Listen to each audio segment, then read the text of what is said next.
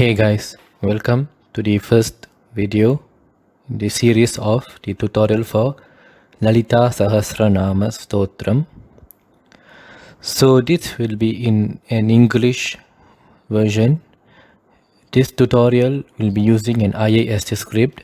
It is a modified English script that represents all the Vedic sounds. For example, you may find a full stop below an alphabet or some other markings which represents a particular sound in the Vedic language.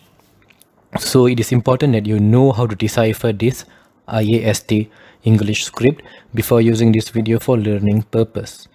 For that, kindly look at the link in the descriptions below where you can learn the IAST system. It won't take long, and until and unless you know it, you're familiar with the IAST script, do not use this video for learning.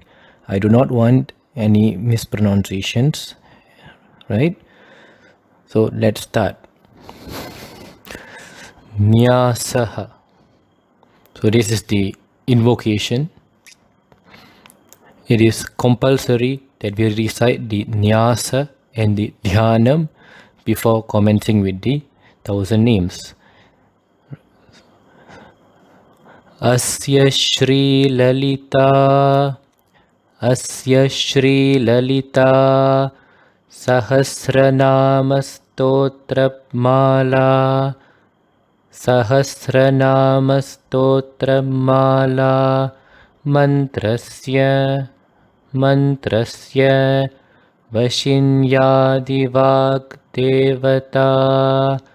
Vashinyadivak Devata Rishayah Anushtup Chandaha Shri Lalita Parameshwari Devata Shri Lalita Parameshwari Devata. Note this is Va, Parameshwari, and not a W. It should not be pronounced as Parameshwari. It is Parameshwari. Shrimad Vag Bhavakuteti Bijam Madhyakoteti Shaktihi Shaktikoteti Kilakam Shri Lalita Mahatripura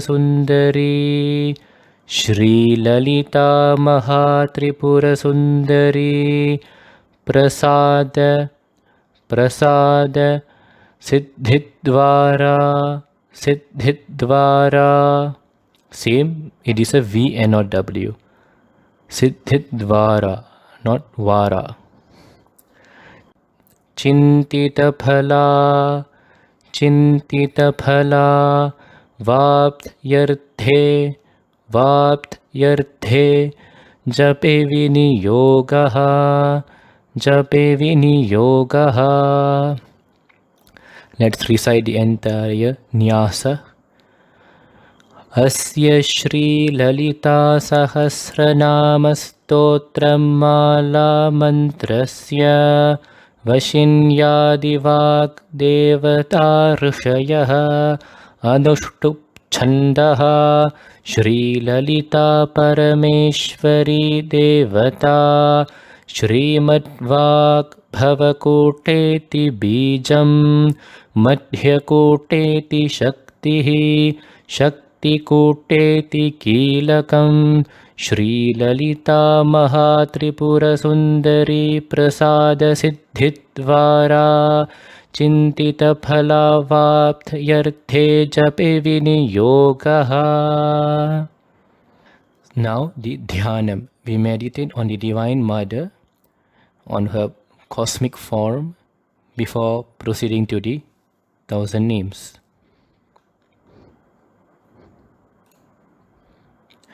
Sindhuraruna विग्रहां विग्रहां त्रिनयनां त्रिनयनां माणिक्यमौलिस्फुरते माणिक्यमौलिस्फुरते तारानायकशेखरां तारानायकशेखरां स्मितमुखी स्मितमुखी मापीनवक्षोरुहां मापीनवक्षोरुहां पाणिभ्यामलिपूर्ण पाणिभ्यामलिपूर्ण रत्नचषकं रत्नचषकं रक्तोत्पलं रक्तोत्पलं बिभ्रतीं बिभ्रतीं सौम्यां सौम्यां रत्नघटस्थ रत्नघटस्थ रक्तचरणां रक्तचरणां ध्यायेत् ध्यायेत् परामम्बिकां परामम्बिकां